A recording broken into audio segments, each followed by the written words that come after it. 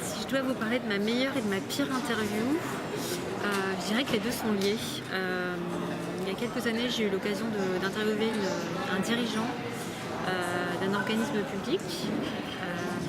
Et quelques années plus tard, j'ai interviewé une autre personnalité qui s'occupait plutôt de questions plus spécifiques dans cet organisme-là.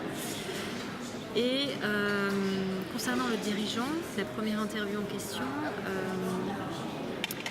c'était une personnalité qui avait à l'époque une image plutôt négative, quelqu'un qui était très médiatisé, pas forcément pour de bonnes raisons.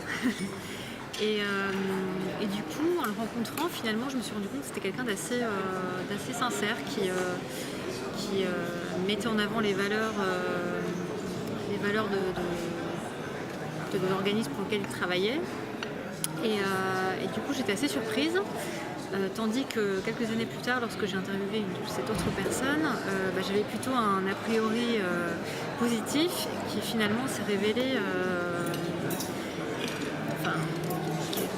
qui a été un peu le contraire de la première rencontre, c'est-à-dire que j'ai pas retrouvé cette mise en avant des valeurs de l'entreprise, de l'organisme pour lequel il travaillait. Et du coup, je pense que c'est ça le conseil que je donnerais aux interviewés,